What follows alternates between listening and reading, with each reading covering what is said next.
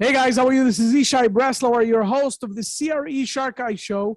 I hope you guys are doing fantastic today. We have with us David Robinson. Thank you for being with us today.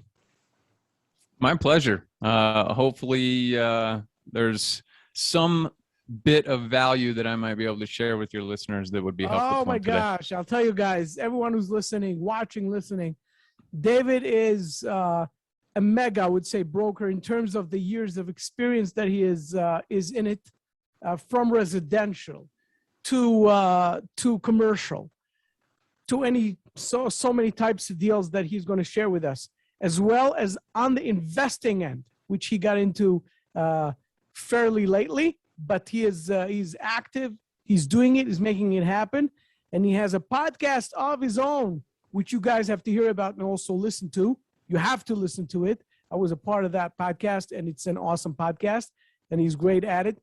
And David, it's an honor and fun having you. Thank you so much. Yeah, my pleasure. Thanks for the invite and looking forward to a conversation. So tell me, before we, tell us a little bit about your podcast, just a 2-minute elevator pitch. What is your podcast about and your business about today? And then we'll start digging in. Yeah, unlike many other podcasts out there, the podcast interviews experienced multifamily real estate investors, operators, syndicators. It's geared towards focusing on the journey that they've been on and, trying to extract the strategies, successes, and secrets that they've had on their journey to help all of us on our own personal journey. And the podcast was originally started for myself. I was very selfish and wanted to figure out the best way to learn from, impressive people and also give back to them and provide them a platform. And so I started the podcast a little over 2 years ago. We're over 100 episodes in, and the podcast is The Apartment Investing Journey, and we interview apartment investors. Sounds awesome. And everybody should listen to it. I was a part of it. I remember how well the questions were structured. I love that. Thank you. You're welcome, for sure. So tell us, just a little bit about your business and what you have done over the years, just like in a 2-minute, kind of a pitch. So everybody who's understanding who we're talking to, maybe they could use your services. We'll get to it in the end in depth. But right now, just give us, the headlines. Yeah, I think, the elevator pitch is I'm a real estate broker here locally in Utah. We focus on multifamily property up and down what we would call the Wasatch Front, which consists of about 4 to 5 different counties all around Salt Lake. And our focus here locally is working with busy professionals who are looking to acquire what we would consider small multifamily property for their own personal portfolios. So that's ranging from anything as small as a duplex up to roughly $3 million in value. That's our specialty here in our local market.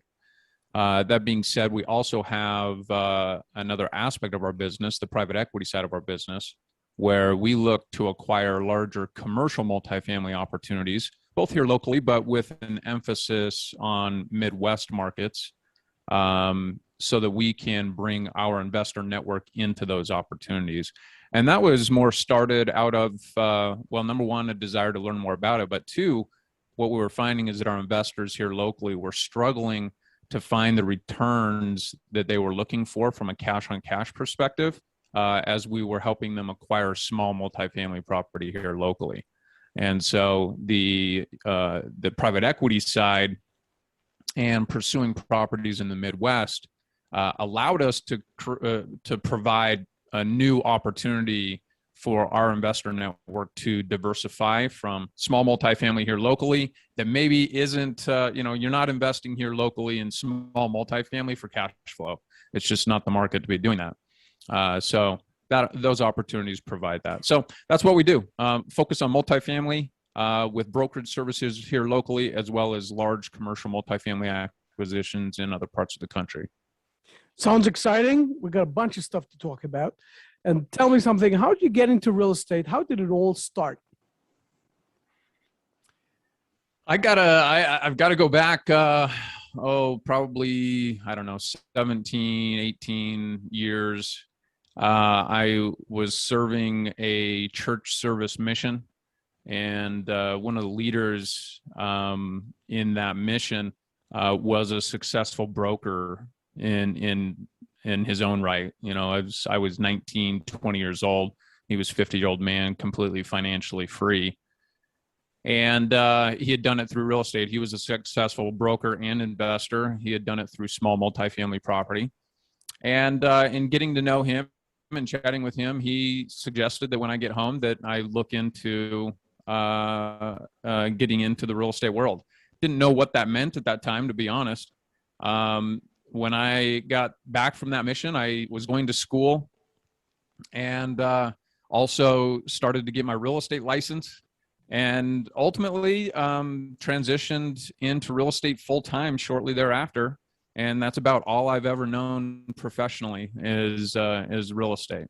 So mainly on the residential side of the business for the first 15 years or so. It was all focused on residential, building residential sales teams and managing a national franchise brokerage.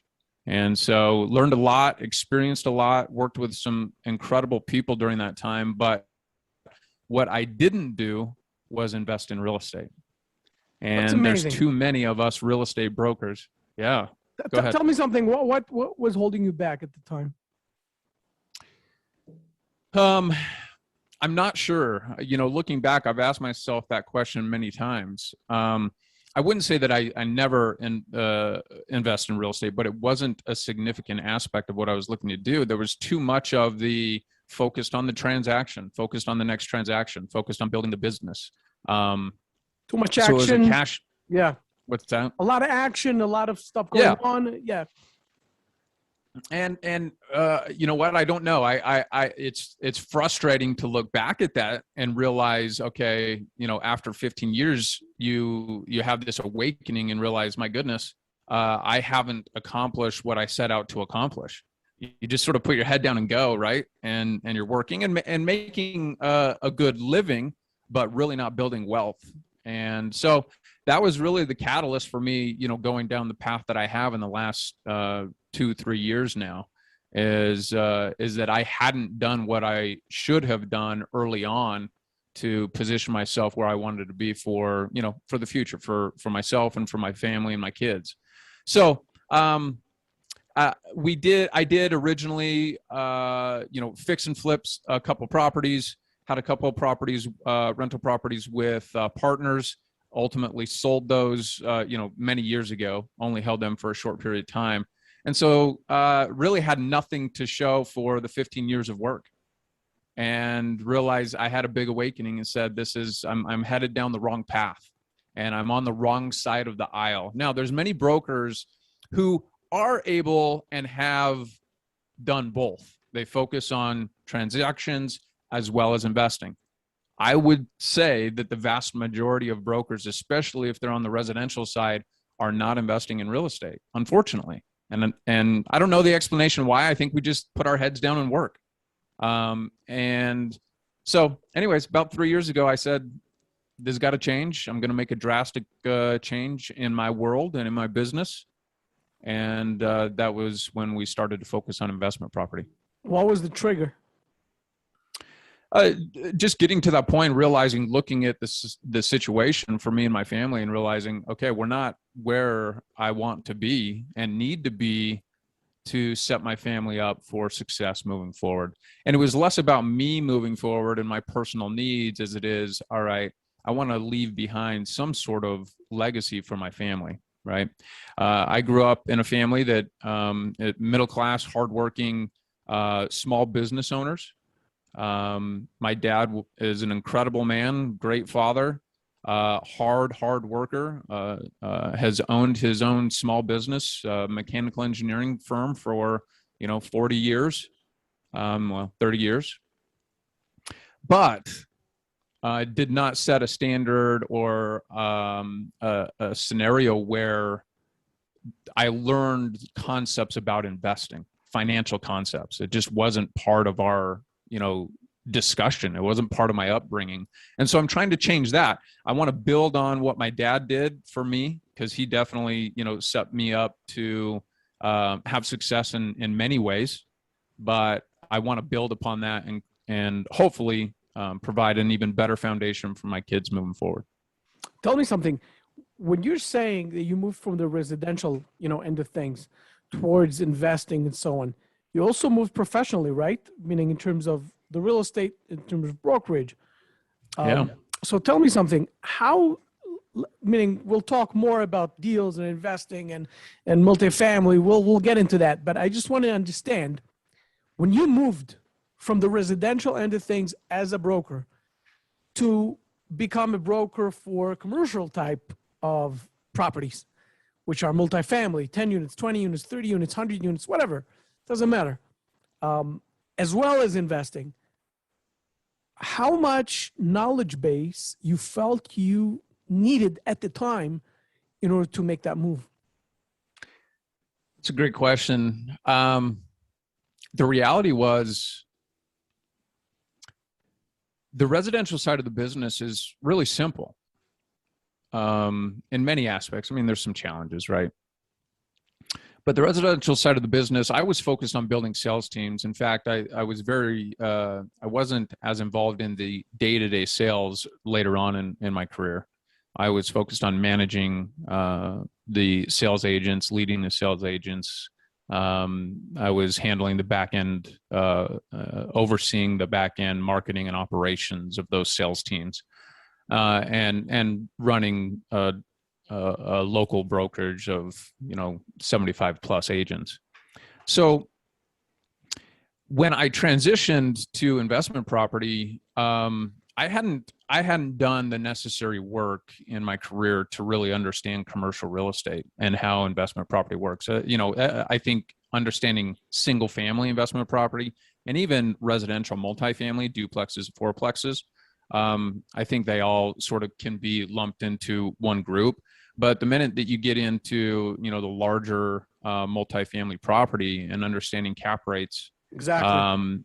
and how commercial multifamily property is valued and how you can add value and drive NOI and really scale an apartment complex, like that's when my mind was open to a whole new world. And I realized, my goodness, this is a phenomenal business to be a part of. Tell me something. Didn't you Yes. realize, sorry, I'm stopping you, but this is an important question. Didn't you realize, I mean, you've been so many years in real estate as a broker, and you're dealing with all these residential, single family homes, maybe duplexes and all that stuff. Didn't you have like a moment or few moments where you were, obviously, real estate, you bumped into that multifamily concept and you said, oh my gosh, this is really scalable. Meaning, was it along the way and it sort of happened in phases? Never.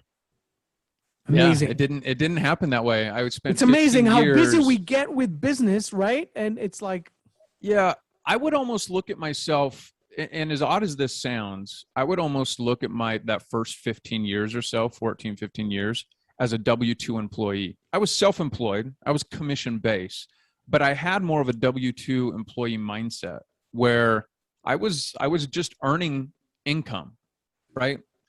I wasn't looking at it from an investor's mindset, and that was a mistake. And unfortunately, it took 15 years, 14 years to figure it out. But once I went to lunch, I'll tell you this small story.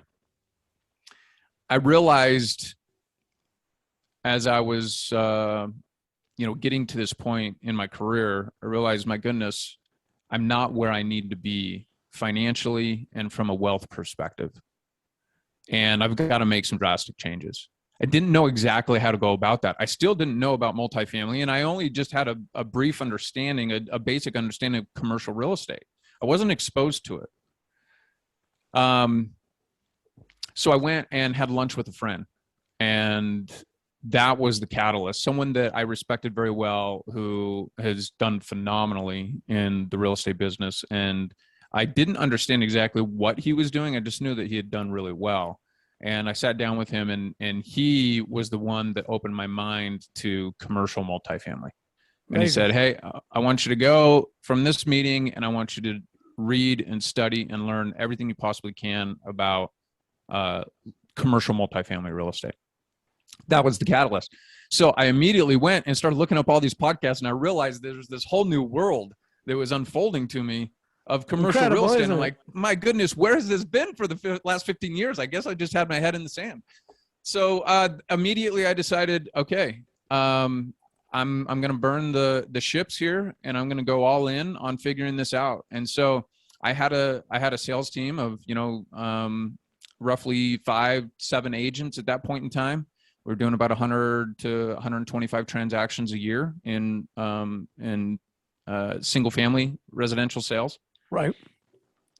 And I went to my team and I said, hey, I'm making a big change in the business. I'm going to do everything I can to help you make a transition in your own business.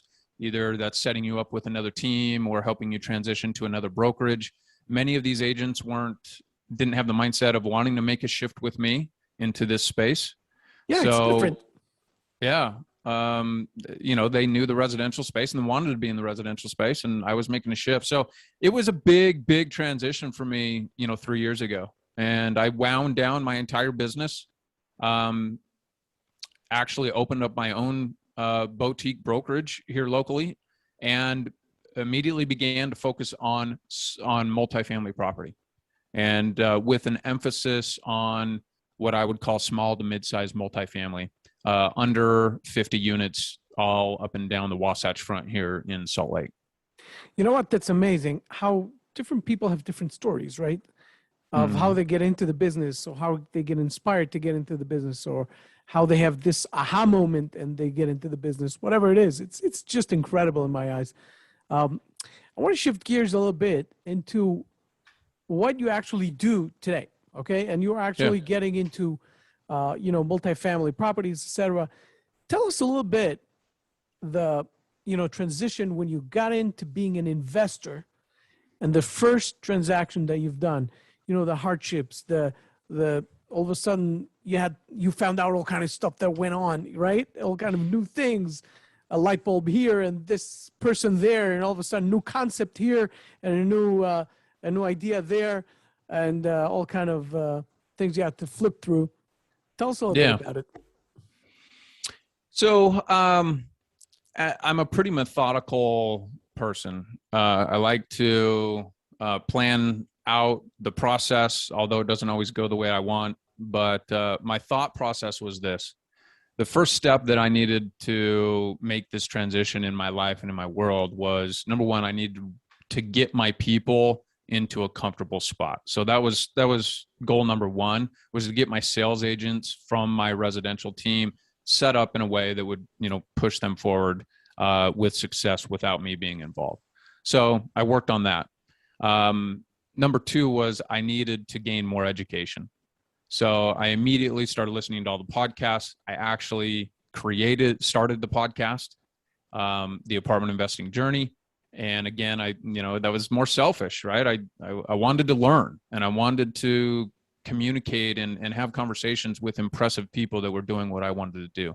So that was step two. And I spent literally a year on the podcast before I felt comfortable really pursuing acquisitions personally, and started brokering deals, obviously, at that point in time, mainly, again, small multifamily, 20 units, 8 units, duplexes, fourplexes, that type of thing.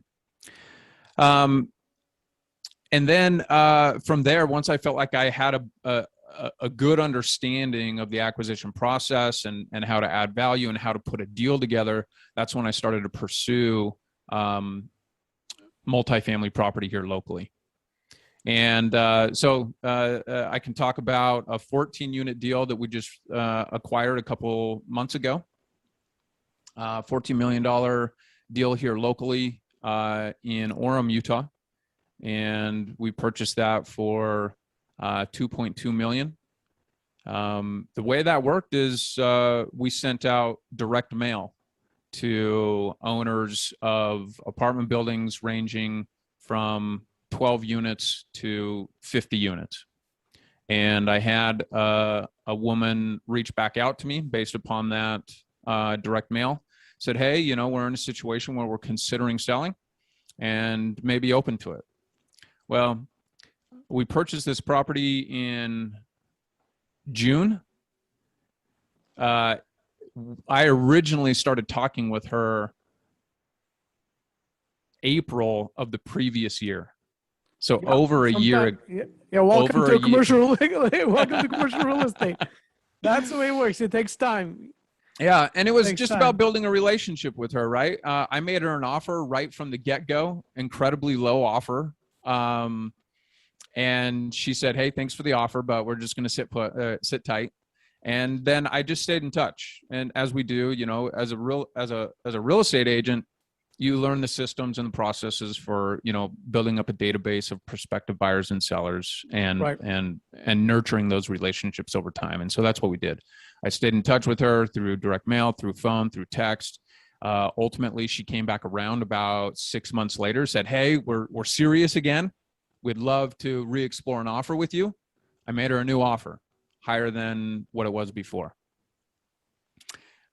She said, actually, we're considering selling both our 14 unit and my dad's 16 unit that's about 2 miles to the north, maybe 3 miles to the north. I said, great. It was another great building that I would have loved to own. So made them an offer on both. They said, great, thank you for the offer. It's contingent. We want to make it contingent upon us finding an exchange property. I said, great. I'll be patient. You know, I like your buildings. I'd love to own them. We'll be patient. And so they went on the hunt for their exchange property and wanted to make sure that they feel comfortable finding something that they could exchange into. Ultimately, they thought they had found a property. They went to go do a walkthrough and it wasn't what they expected. And so they put the brakes on everything, paused yet again, right? I'm thinking, here we go, full steam ahead. I've got a 16 unit and a 14 unit in a prime location of where I'd want to be and the type of the properties that I would want to be in. And then she backed out again. And so I said, and granted, even though I had made the offer was never accepted, just to clarify that point. So go ahead. You have a question? No. I'll tell you what I'm curious about. Yeah. It's a great story. I love it. I just want to understand, because anyone who gets into this business and all of a sudden becomes a person who acquires property into acquisitions, there are few skill sets that you need to have. Of course, education, you need to know what you're doing, but there are a few things that you need to have. And that one is capital, obviously. The second thing is the ability. Some people have the money. Maybe you had your own. You'll tell us how you did it. Some people need to syndicate. They need to go to friends and family in the beginning, and then they have to start their own little mini fund process in order to be able to go and raise capital. And then they have the big thing, you know, the big elephant in the room, signing the loan. Can you tell us about that process? Yeah. Those were all challenges that I faced. I had some cash, not enough to do it on my own. I didn't have the balance sheet or the net worth to acquire these properties on my own. So what we did, just to fast forward the process, we ended up another 6 months later, roughly, I think it was. She came back, said, okay, we're very serious now. We're ready to go. We want to make it happen. So I made her another offer. We had some negotiation. We settled in at $2.3 million, just on her building. I made an offer on her dad's building, didn't get accepted. And another buyer ended up buying that. But she did accept our offer. So we put it under contract at $2.3 million. Put some, I think we only put, $10,000, $15,000 of earnest money down. And I immediately began to work on due diligence, just digging into the asset, but realized I needed partners. Luckily, I had been building a database over the last, 12 months of multifamily investors. I reached out to a handful of investors that I thought would be a good match for this property, and ultimately settled in on two partners who had the ability. Number one, they had experience with this type of asset, what I would consider mid-size, small to mid-size multifamily B and C class in the market that we're in. They have a property management company that manages that type of asset. So they became the clear partners on the deal. And the way that I structured the deal is I brought the deal, I put up the earnest money. They were to come in and help us obtain the debt. And they were actually bringing the equity as well. And we structured a deal where I had a percentage of ownership in the asset moving forward. And that was the first deal. Beautiful way to start. A lot of people ask, how do I start? I don't have enough. I can't sign a loan. The banks aren't going to look at me. So the answer is, and everybody I talked to did it, meaning that's how it's done. Most people don't have that money. They bring someone else. They have a part of the deal. They have to give up a lot of, I would say, big honcho type of ownership. That is fine in the beginning. And you get in and you are a co-pilot to another pilot, and you have some respect of partnership in that. And obviously the banks will not take your signature. They'll take another person's signature, but that's how you get in. And in the second time, you already go to the bank and you said, hey, I was a partner in that. And then they say, oh, cool, let me see their contract. And then it starts being a conversation. That's how things starts. That's how it goes. It doesn't go any other way. And I did sign on the debt alongside them. That's very important. And I did sign on the debt, and ultimately I will probably exit. We have an agreement that I can exit, and they will buy. We structured it in a way that gives me some flexibility, so that I can exit it and move on to another property if I see fit. This deal was great at the price at 2.3. We ended up at 2.2. The returns are not ideal for me. They were great for them because of where they're at in their lives and in their business.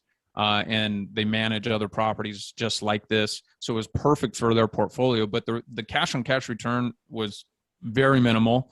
And it wasn't an ideal property for me at that price point. So we structured it in a way that would allow me to exit as I see fit and exchange my portion of the equity into another asset, which I will likely do in the near future. Tell me something. What's your acquisition strategy? Meaning, what are you going after? Yeah, for me, so it's shifted in that here locally, I've committed to not acquiring anything under $3 million of value. So here locally, it's above 3 million, which for us, that's a pretty small multifamily here in Salt Lake. Depends on where you're at in the country, but 3 million is going to get us, roughly a 20 unit building, 16 to 20 unit building, depending upon location. So anything above 3 million needs to be above 20 doors, ideally, and B, C class asset that has a value add component. That's what we're looking for here locally. Can you define the value add component you're talking about? Yeah, really two ways. The first is maybe a lot of these properties that are mom and pop owned, the owners are just comfortable with maintaining the tenant base that they currently have. So rents are under market, and occupancy is 100%. They don't lose. Yeah, they don't lose tenants, right? But they keep their rents really low in many cases. So they don't lose any tenants, but their rents are really low. Does that make sense? Yeah, it does. It makes sense, but it doesn't. Meaning, it makes sense that it doesn't make sense, but it's fine. Yeah. I get it. So these owners are just lazy owners, right? They don't want to deal with tenant turnover. That's a big expense for them. They don't want to manage the property, to its highest performance. They just want ease of ownership, and so they keep the rents low, so the occupancy stays high, and they don't have to worry about it. Many of them, they're in a great position on these assets. So bottom line is that's what we're looking for. One way to increase or to add value is through rent bumps that are just market driven. Right? So we just take it from where they're at today to what market is without doing a whole lot to it. Number two is renovations, capital improvements. So getting in and actually renovating the units, adjusting the units in one way or another, and that would warrant a higher market rent. And number three is operational efficiencies, just operating and managing the property at a more efficient level. I love it. And I would add to that, meaning that's something that many people consider is finances, meaning sometimes the financing, you assume the loan and the financing is garbage. And then many people go and they refi and they make it better. And all of a sudden after debt service, wow, I make money. So that's another way to do it. That's a good point. So another strategy, but I love the way you defined it. Can you give us a little tip of, in terms of your outlook? You said that you look at the value add aspect of operational, meaning management wise. Give us a few examples of what you're looking at. This is badly managed and I can do it better, and therefore it's worth more, and therefore I can raise the rent. Yeah, a simple example would be with many of these properties, the tenants or the owners are paying a portion of the utilities out of their rent that they collect, right? So the owners are paying a portion of the utilities. What you can do is go and add, even if each unit isn't separately metered for gas, water, electricity, you can implement a RUB system or a ratio utility billing system. Basically, you're just billing back for the portion of the utilities that the owner previously had been paying, which was eating into their net operating income, and you bill that back to the tenant. And ultimately, it increases the cost to the tenant, but it's reasonable. And so you can implement that. That's just one simple way. A lot of these owners just end up paying a portion of the utilities out of their own pocket, which eats into the NOI, which decreases the value of the building. And so by implementing a RUB system, you can increase the value significantly just by doing that. Tell me something. You mentioned that you live in Utah, and that's where you operate for most part. And you've mentioned also that I think the Kansas, am I correct? The Kansas area? That's correct. Yeah. So that's a fair distance between those two places. How come? First, that's the first question. Mm-hmm. How come? And the second question is your outlook in terms of finding the right location. What is your strategy when it comes to that? Yeah, great question. So to set the stage for that conversation, what was happening is I was working with local investors here in my market to acquire and sell small multifamily property. Well, when you're buying a duplex or a fourplex for a 3.5 cap in our market, that's not super exciting for many of my investors, right? And so they wanted to have opportunity that we couldn't provide in our market. So that's when I started to say, you know what, I've got to bring new opportunity to my investor network. And one of the great byproducts of having a podcast is that I get to network with incredible people in other parts of the country. And so I started reaching out to some of the connections that I'd made through the podcast saying, hey, I've got an investor network here locally that I've been working with for the last 12 to 18 months that are looking for better yield than I can provide to them here in my market. What would it look like for us to partner on an opportunity in your market? And I can help bring my investor network into that world.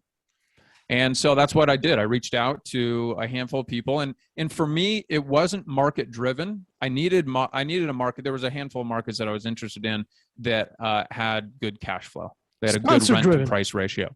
Yeah, but it was exactly.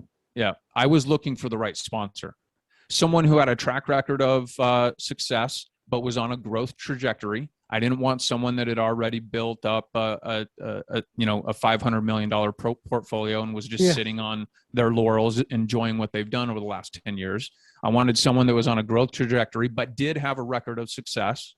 And number two, that these people were value aligned with me. Like I wanted someone that I could trust, that I believed in, that had great work ethic and great communication. So luckily, the podcast gave me the platform to build these relationships. Bottom line is, fast forward, I reached out to a few select operators in those markets, one of those being Kansas City.